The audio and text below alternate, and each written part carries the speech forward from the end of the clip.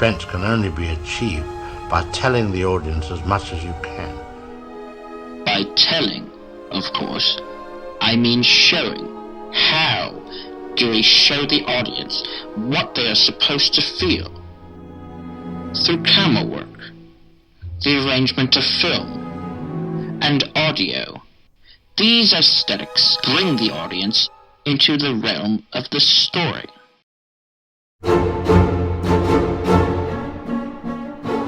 In Vertigo, camera work is a significant device in making the audience connect with the protagonist.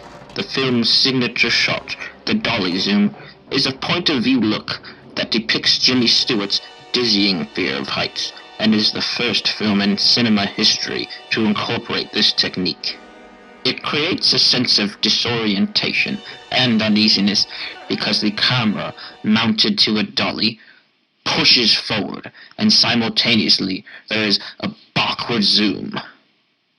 Audiences are given this subjective perspective from the very opening scene, so that later in the story, during a time of crisis, they can further understand and experience Jimmy Stewart's fear, which is the only thing holding him back from saving the love of his life.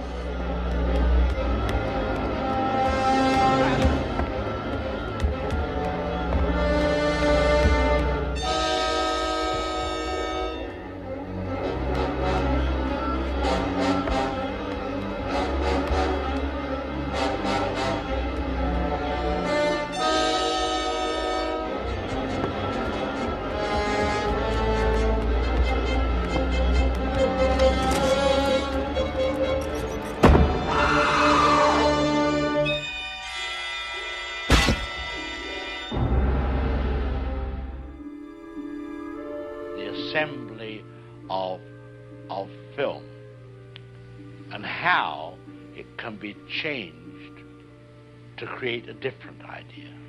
Now we have a close-up. Then we show what he sees. Let's assume he saw a woman holding a baby in her arms. Now we cut back to his reaction to what he sees, and he smiles.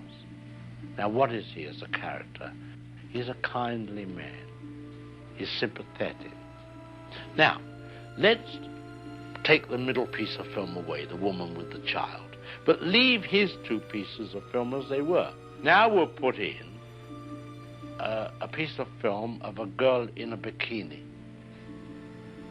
He looks, girl in a bikini, he smiles. What is he now? The dirty old man.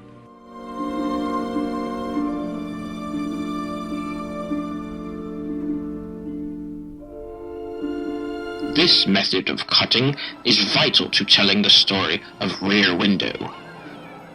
A photographer bound to a wheelchair spies on his neighbors and suspects that one has committed murder. The various reaction shots to Jimmy Stewart's eye-line matches are what humanize his character, which allows the audience to fully empathize with him and become his character.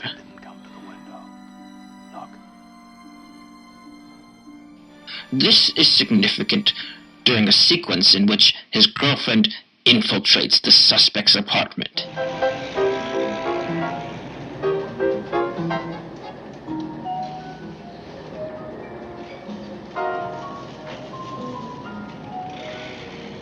Fear becomes elicited from what he sees as he helplessly watches and reacts.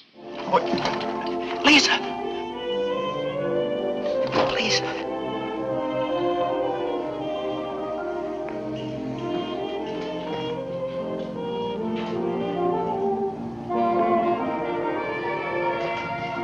Precinct 6, Sergeant Allgood. Hello.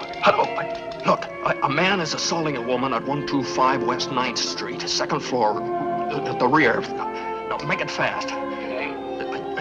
L.B. Jeffries. Phone number. Chelsea 25598.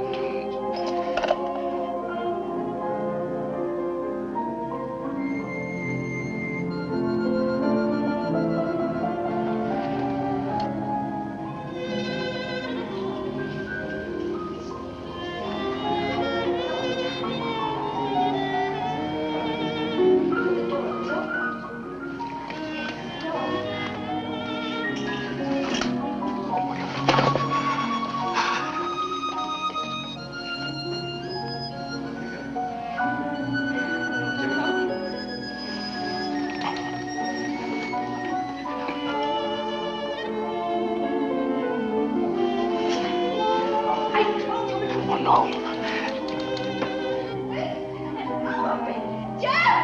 Oh, no. What? Please. Stella, what do we do?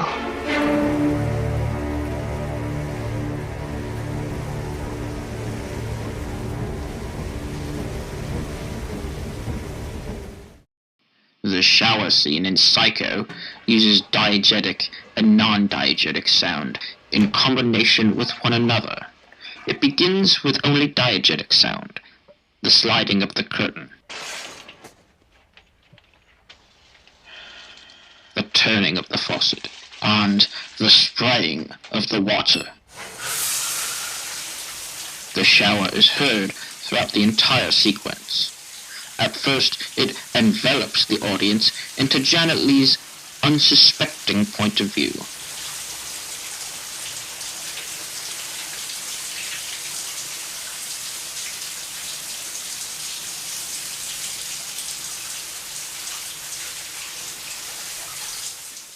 We see she's about to die, and the sound of the water acts as uncomfortable filler as her attacker approaches.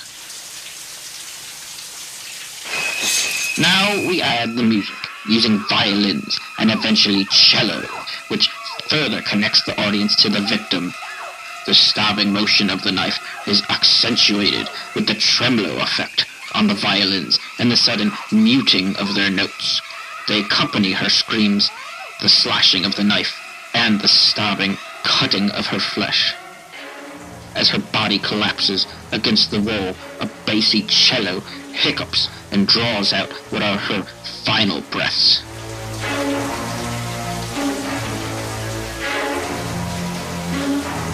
And underscores the conclusion of this terrifying moment, forcing the audience to accept what just happened.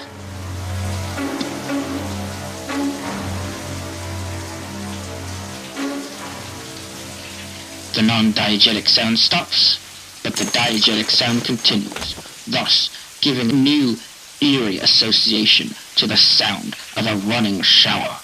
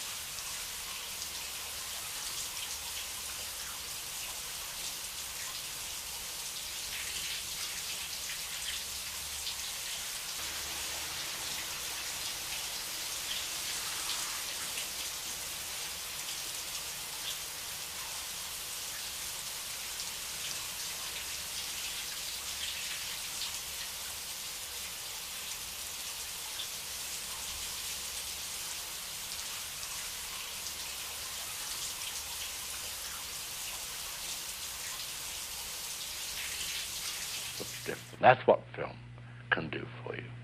Or you for it, as it were.